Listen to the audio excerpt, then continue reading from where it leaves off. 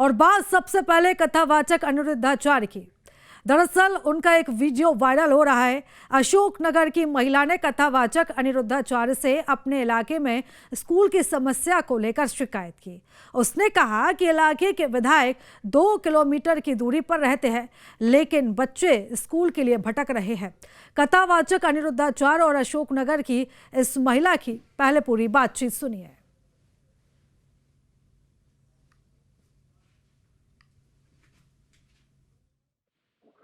तो भोगेंगे और ना। उस गांव में महाराज जी विधायक 2 किलोमीटर की दूरी पे, लेकिन बच्चे स्कूल के लिए भटक रहे हैं। तो यहाँ पर महिला कथावाचक के पास पहुंची थी और अपनी समस्या को रखा और बताया कि किस तरीके से यहाँ पर गांव में स्कूल की समस्या बनी हुई है। स्कूल तो है लेकिन टीचर नहीं है, बच्चों को पर्याप्त सुविधा नहीं दी जा रही।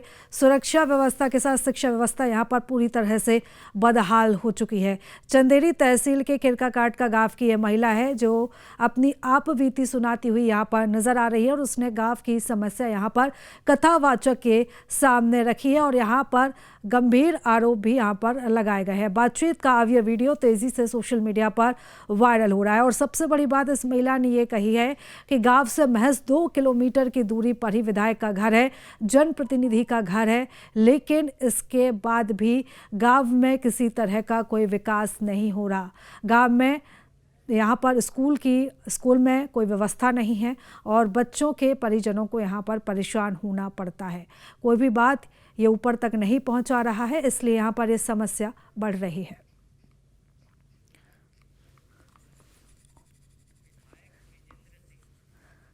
और चलिए इस खबर पर हम ज़्यादा बातचीत करेंगे। हमारे साथ विधायक विजेंद्र सिंह हमारे साथ जुड़ रहे हैं। आपने विजेंद्र जी ये वीडियो ज़रूर देखा होगा जहां पर ये महिला अपनी बात रखती हुई नज़र आ रही है। क्या कुछ आप कहना चाहेंगे, क्योंकि इस महिला का ये कहना है कि गांव में शिक्षा व्यवस्था बदहाल है, बच्चों को जो है वो यहाँ पर स्कूल में कोई व्यवस्था नहीं है और महज 2 किलोमीटर की दूरी पर ही घर है, लेकिन उसके बाद भी गाँव की बदहाल स्थिति है।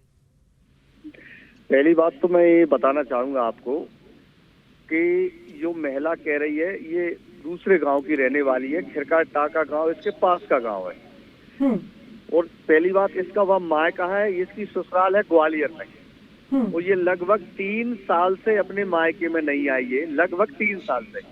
इसके सगे भाई ने वीडियो डाला है इसके खिलाफ में कि इसका मानसिक संतुलन खराब हो चुका है, ये अपने पति को छोड़ चुकी है, अपने बच्चों को छोड़ चुकी है। 3 साल से ये वृंदावन में पड़ी हुई है। अब ये वृंदावन में रह रही 3 साल से, ये ससुराल इसका ग्वालियर है। तो पहली बात इसको यहाँ खिरकाटाका की कैसे जानकारी मिल गई। और दूसरा, जब खिरकाटाका एक विधायक के पास वाली पंचायत है, गाँव है, उसमें 5 शिक्षक हैं। इस मूर्ख को इतना ही पता नहीं है कि 5 टीचर हैं वहाँ पर और जिस गांव में ये रहती है 2 टीचर इसके गांव में अलग है। उस पंचायत में 7 टीचर हैं, प्रतिदिन स्कूल खुलता है, ऑनलाइन हाजिरी डलती है। लेकिन क्या है कि ये बात सही है, मैं तो इतना ही कहूँगा कि उसके भाई ने खुद ये स्वीकार किया है कि मेरी बहन का मानसिक संतुलन खराब हो चुका है। जब वो अपने पति को और बच्चों को छोड़ गई तो वो कुछ भी बक सकती है, कुछ भी कह सकती है। अगर ये वहाँ लोकल की रहने वाली होती तो ये बिल्कुल 100% अपन सच भी मानते। वो रहती नहीं है 3 साल से, तो वो अपने मायके में नहीं गई, वो 3 साल से वृंदावन में बैठी हुई है। तो ये उसका कहना बिल्कुल असत्य है, झूठ है, निराधार है। ये आरोप लगाया उसने। बिल्कुल, यहाँ पर आप भले ही ना सभी आरोपों को निराधार बता रहे हैं, झूठा बता रहे हैं, लेकिन इस तरह की भाषा का इस्तेमाल करना किसी महिला के लिए कितना सही है? नहीं, बिल्कुल गलत है। नहीं, ये जो महिला ने भाषा जो भी आरोप लगाए बिल्कुल गलत है। मैं फिर कह रहा हूँ दोबारा कि ऐसी महिला अगर ये गलत आरोप लगाए तो मतलब कोई भी महिला हो और किसी पर भी झूठे आरोप लगाए तो उसको सत्य माना जाएगा। वो सही है महिला? पागल है वो, तो पागल महिला है भाई। उसका मानसिक संतुलन खराब हो चुका है। जब उसका सगा भाई, उसका रियल भाई ने वीडियो बना के कल ही डाला है कि मेरी बहन का मानसिक संतुलन खराब हो चुका है, वो अपने पति को छोड़ के, अपने बच्चों को छोड़कर 3 साल से वृंदावन में बैठी है। तो आप अंदाजा इसी से लगा लो, जब उसको अपने पति और बच्चों की चिंता नहीं है तो बात कर रही है अपने मायके के ग्राम पंचायत की चिंता कर रही है। वो कहाँ तक सही है? तो ऐसा थोड़ी होता कि कोई आदमी कुछ भी बोल दे तो वो सही माना जाए। और जो हम बोल रहे हैं जनप्रतिनिधि हम गलत बोल रहे हैं। और ऐसा हो सकता है कि स्कूल है वहाँ प्राथमिक है, माध्यमिक है, 5 टीचर रेगुलर है वहाँ पढ़ा रहे हैं, मतलब मैं गलत बोल रहा हूँ, वो सत्य बोल रही है। जो झूठ बिल्कुल, बोल रही है लेकिन वो यहाँ पर सही एक है। महिला का ये भी दावा है, भले ही आप उसे ये कह रहे हैं कि वो पागल है, उसकी मानसिक स्थिति अच्छी नहीं है, लेकिन यहाँ पर एक बड़ी बात ये कही जा रही है कि महज 2 किलोमीटर दूरी पर ही घर है, उसके बाद भी कोई व्यवस्था नहीं है। हालांकि आप ये दावा कर रहे हैं कि वहां पर 5 टीचर हैं, लेकिन और भी अन्य मूलभूत सुविधा यहाँ पर बच्चों को दी जानी चाहिए, वो सुविधाएं भी वहां पर नहीं है। क्या आपके घर से महज 2 किलोमीटर दूरी पर वो स्कूल है, क्या कभी आप उस स्कूल में गए हैं? आप तो एक काम करिए, जब मेरे पास का गांव, मैं कई बार जाता हूँ, कार्यक्रमों में जाता हूँ, वैसे भी जाता हूँ। आप तो एक काम करिए, आपके चैनल वाले होंगे, न्यूज वाले होंगे, उनको भेज दो, अभी भेज दो, और जाके वो अपडेट ले आएंगे।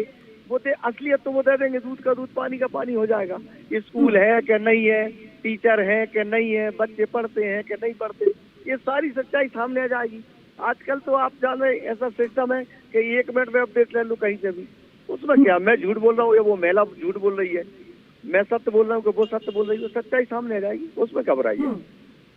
हाँ, वो तो झूठ है, निराधार है, गलत आरोप लगा रही है, ऐसा हो ही नहीं सकता। और मध्य प्रदेश के अंदर तो हमारे माननीय मुख्यमंत्री, हमारे प्रधानमंत्री स्वास्थ्य और शिक्षा पर विशेष प्राथमिकता पर ध्यान दे रहे हैं।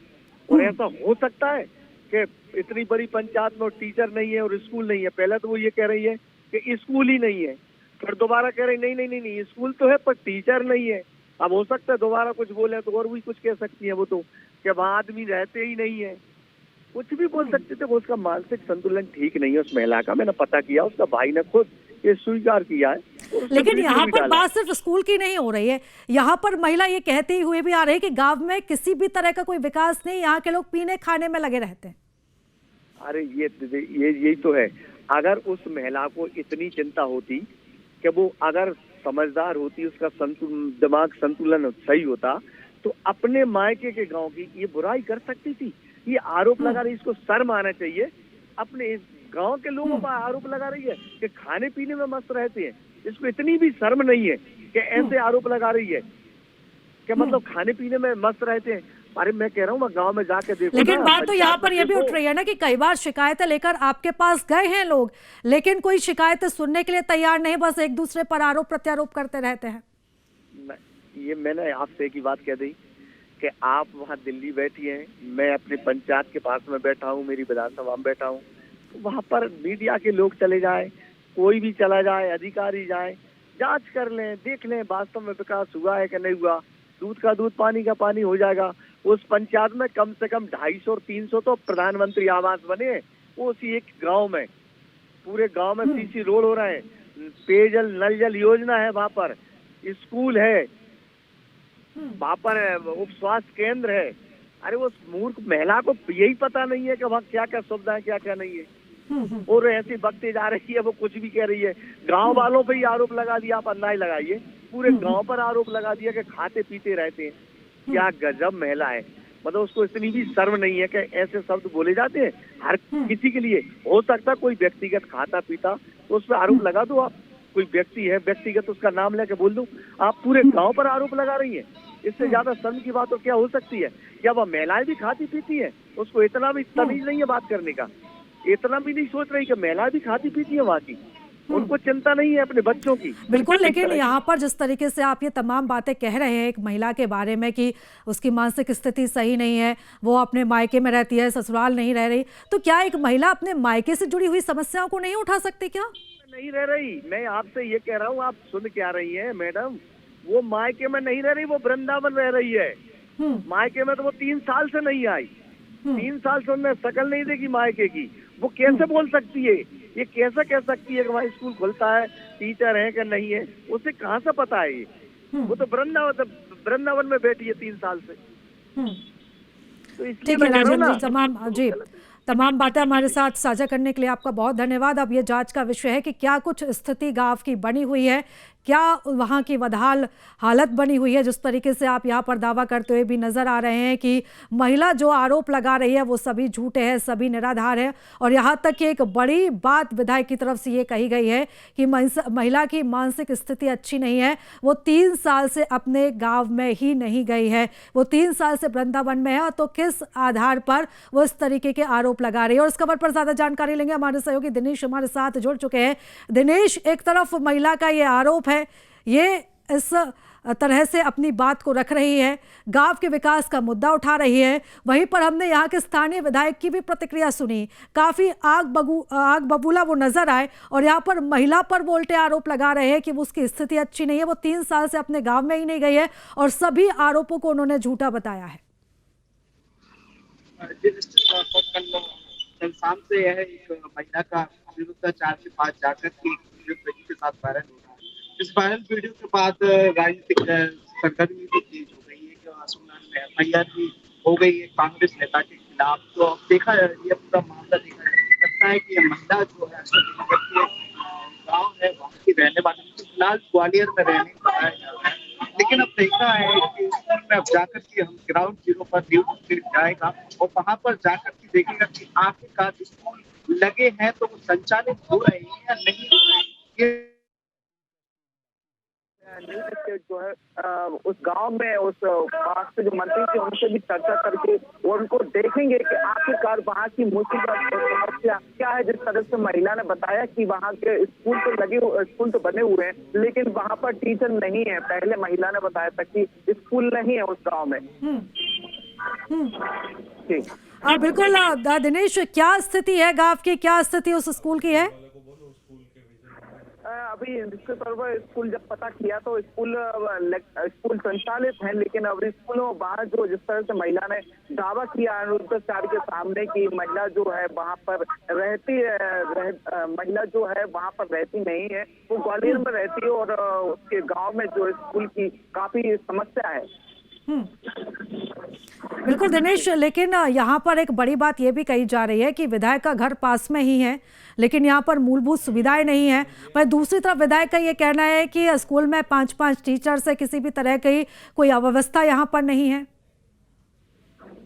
निश्चित तौर पर जिस तरह की अभी विधायक जी का सुन रहा था पत्र, तो उन्होंने बताया कि स्कूल में टीचर हैं, स्कूल संचालित हैं, लेकिन अब जमीनी स्तर पर वहाँ पर हम जाएंगे, देखेंगे, समझेंगे। जो महिला का जो आरोप है और जिस तरह से महिला ने बताया निश्चित तौर पर उसका जो आरोप है उसको निराधार हो सकता है, लेकिन हम वहाँ पर जानेंगे और समझेंगे कि आखिरकार क्या समस्या है, किस तरह की। लेकिन अशोकनगर जिले के कई ऐसे स्कूलों में जिस तरह की समस्या देखने को मिलती है।